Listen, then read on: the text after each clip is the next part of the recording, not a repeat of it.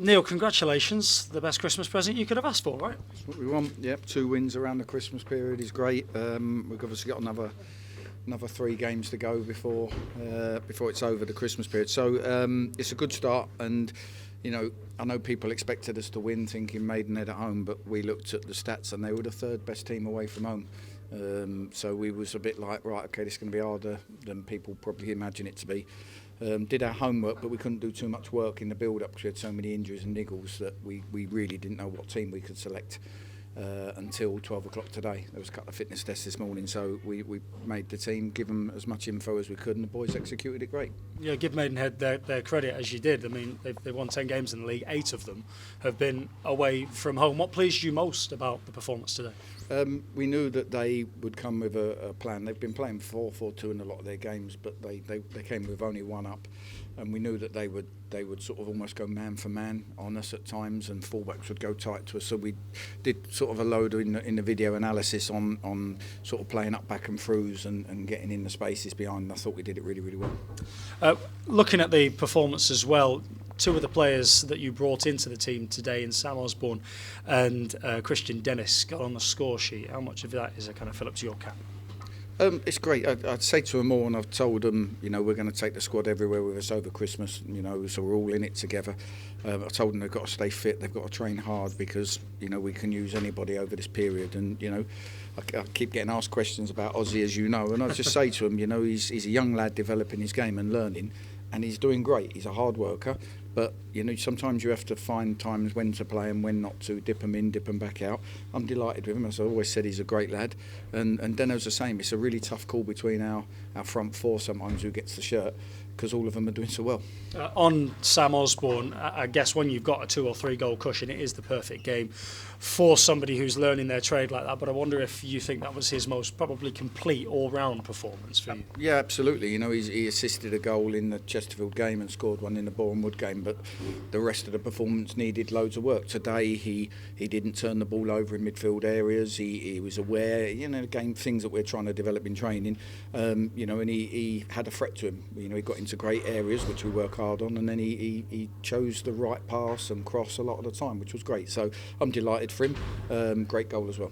Well, all around that goal, I mean, yes, it's a great finish from Sam Osborne, but how much did the build-up back to front so quickly like that, recognising that you had the opportunity once you had the men committed, that's all from the training ground, right? Yeah, absolutely, and the same with Anzio's goal, Anzio's pass for Christian Dennis's goal. I mean, the quality of the cutback and the quality of the finish was exceptional on that as well. So, like I say, it was loads of good stuff in the first half. It was important in the second half. We knew they'd change, they pressed us high, they played 4 up at times, and it was important that we didn't give anything away early, and we started the game with the same tempo, and we could have made it 4 if we'd have just that final pass. We had a couple of up back and throughs that just didn't quite work out, and then last sort of 20 minutes was about seeing the game out. First clean sheet in the league since I think the end of October. First back-to-back wins in the league since the end of October as well. Do you feel like you're regaining your feet after that sticky patch? No, I never feel like I'm regaining my feet. I think this league's there's not much in it, so we can go 3 losses on the trot, we can go 3 wins on the trot. Who knows? I look at it over a period of time. Since start of October, I think we've had 16 games in all competition, won 8 of them and drawn 4 of them. So we've only lost 4. But that's a good record anywhere. If you added that into points in the league, that would have you in and around the top of the league. So we're doing a lot of things right consistently. We just need to try and keep it going.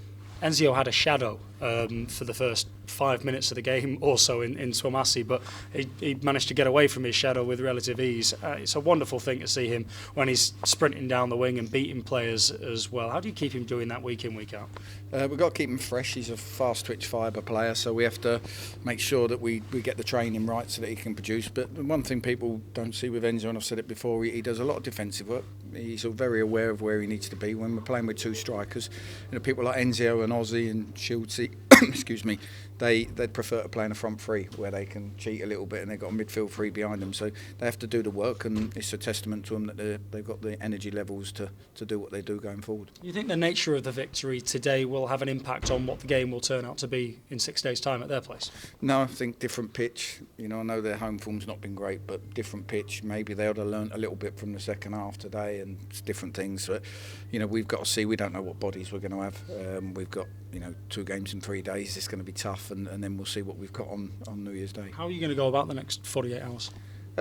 Well, first thing we had to do was we had to be aware of at 12 o'clock today what we had for today, and then pick what we thought was the right team for the game today. And I thought at home today bringing Deno in was the right call, and then we've got to look at the Solihull game and sort of say, right, who can we turn back out again? And ultimately, there's some positions where we haven't got enough players to make changes, and then there's others where we have. So we've tried to think ahead, and hopefully there'll be one or two that will turn back out, but there'll be some fresh faces.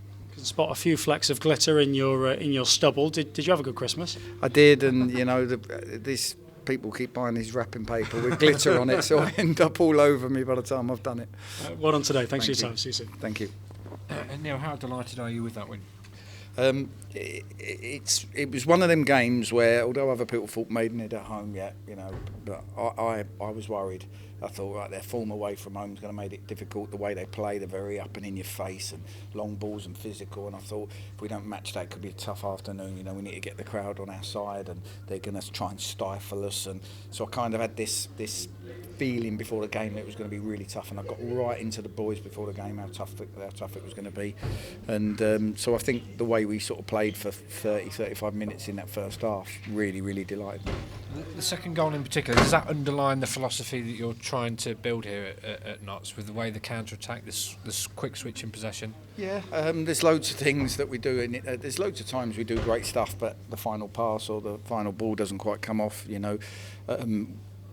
Last week the Halifax manager said to me, the way your wide men play off of the lines is really difficult to deal with. We spent all week trying to set up for it. So, when people say, we need to play with width or straight lines, it's, people are struggling to deal with it. And then we've had a couple of games where people have dealt with it. So we've come up with, if this happens, like today, Anzio's run from in to out to get in for the second goal and third goal, cut back for Deno, is stuff we work on as well. So we're trying to come up with solutions to all the problems. There were some tremendous all-round performances today, but one who stood out for me was Michael Doyle. I thought he was absolute class above at times.